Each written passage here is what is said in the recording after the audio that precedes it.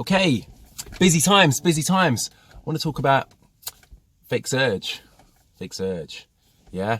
I want to get all your views on it. So there are times, obviously, when it's extremely busy.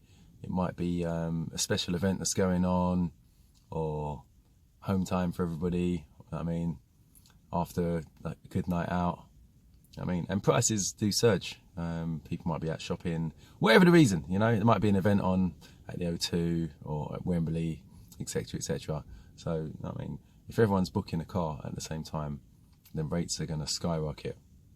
So, I know many of you, if not everyone, at some point in their app-based online career, have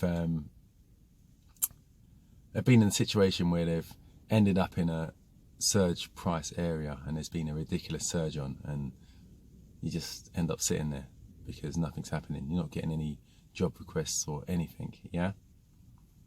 And I've heard in different group chats and online people talking about fake surge, and you know, they just want to get drivers out on the road and there's no surge here. I've been here like 10 minutes and I didn't get one job request, etc., etc. Why is this? You know, so one school of thought is, let's talk about Uber specifically, where the surge is. Uber is putting on these fake surges in order to get drivers on the road.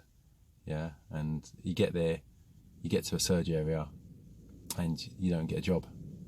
Okay, obviously surges, they help to increase your pay. It's like that little daily bonus when you get it, you know. So it's always a nice touch when you get a little surge if you're in the right place at the right time, and they do happen. And I mean, sometimes surges get ridiculous. I've seen surges for like 4.7, 4.5, 4.3, you know, and it's not any particular day when an event's going on. It's just, I mean, it could just be a random day in a random area because a train station's out or whatever the case may be, you know. I mean, people need to get to where they're going, and if they're all booking a car at once, then prices are going to go up in that area for a time. Okay, now, my view. I don't think there's a conspiracy by Uber.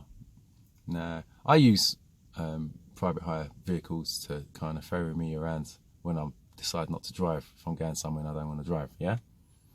And the way I see it is, I want to get from A to B as quickly and as cheaply as possible. Yeah, okay. If I'm in an extreme rush, then yeah, I'll pay a small surcharge. But I mean, me trying to pay like 2.5 times the normal price to go my normal journey it wouldn't really cut it with me. I'll probably look for an alternative method, or just end up driving and parking myself because it's going to be the same money.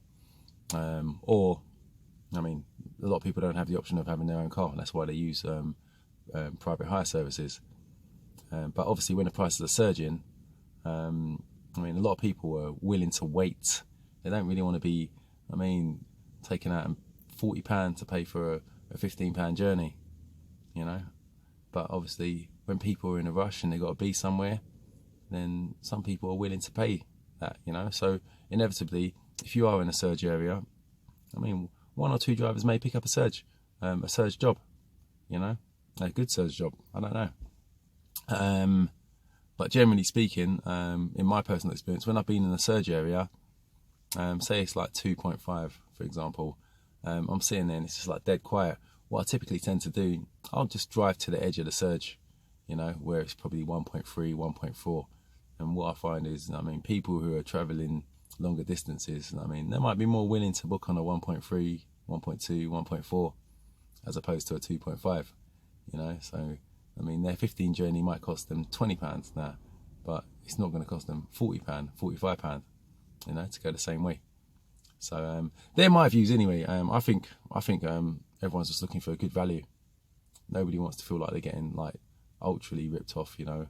And obviously people still like the convenience of these app-based services, so they will use them. But it's not everyone who's willing to pay.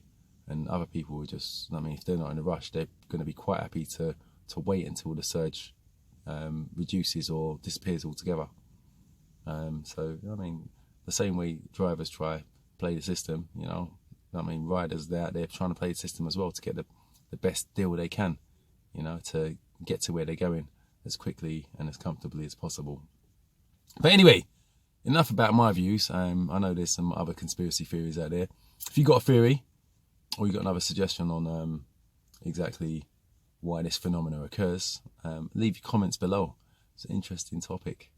I'm quite looking forward to what everyone's saying anyway, yeah? So, yeah, let's generate some conversation anyway. Anyway, it's Good Guy London with Fake Surge, and I'm signing out. Peace.